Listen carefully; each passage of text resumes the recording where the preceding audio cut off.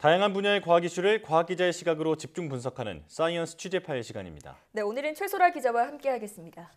어서 오십시오. 안녕하세요. 네, 오늘은 어떤 소식 준비해 오셨나요? 네, 국내 백신 접종이 지난 2월 말에 시작됐는데 접종률이 벌써 16%를 넘었습니다. 집단 면역이 예상보다 빨리 달성될 수 있다는 기대감까지 나오고 있습니다. 현재까지 국내 백신 접종 상황 짚어보고 앞으로 남은 과제가 무엇인지 알아보겠습니다. 네, 이젠 주변에서 백신을 맞은 사람들을 쉽게 찾아볼 수 있는데요. 이제야 좀 실감이 나는 것 같습니다. 네, 그렇습니다. 접종이 차질 없이 진행되면서 국내에서 한 차례라도 백신을 맞은 사람은 845만 명을 넘었습니다. 네. 접종률은 1차 접종을 기준으로 16.4%를 기록했고 2차까지 접종을 완료한 비율은 4.5%입니다.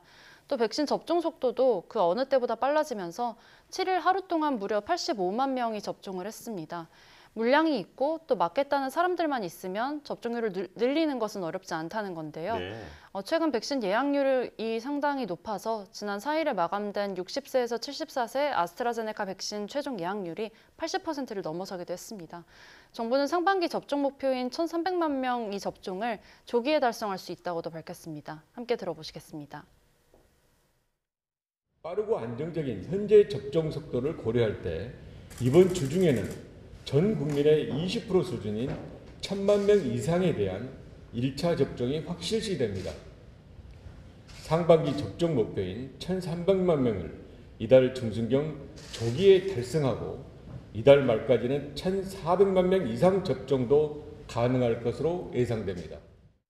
네, 자 9월까지 전 국민의 70%에게 접종을 완료하고 또 11월에는 집단 면역을 달성할 수 있다. 이게 바로 정부의 지금 입장인데요. 앞서 인터뷰 영상에서도 좀 그렇고 지금 현재 상황이나 조기 집단 면역 달성에도 자신감을 좀 보이고 있는 모습입니다. 네, 그렇습니다.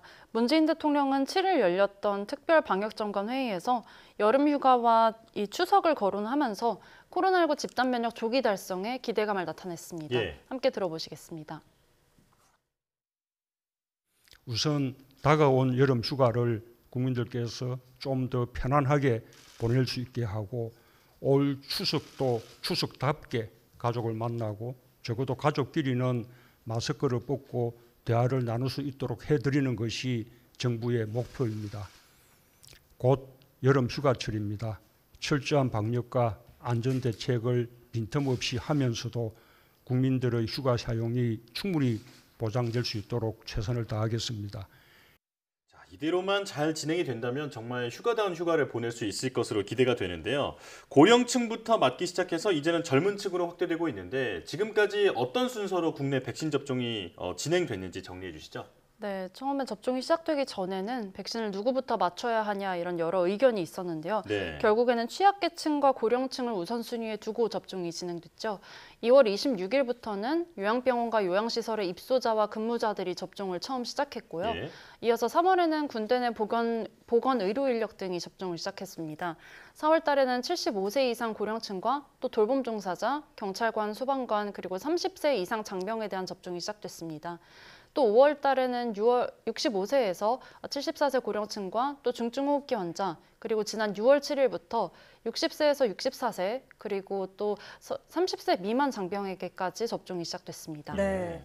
자, 백신 접종 순서를 놓고 논란이 있긴 했었습니다만 취약계층과 고령층에게 우선 접종을 하기 시작한 덕분에 사망자가 줄어드는 효과가 있었다고요? 네, 그렇습니다. 코로나19의 치명률이 지난 1월 달에는 1.82%까지 치솟았었는데 매달 꾸준히 감소해서 이달에는 1.3%대까지 떨어졌습니다. 예.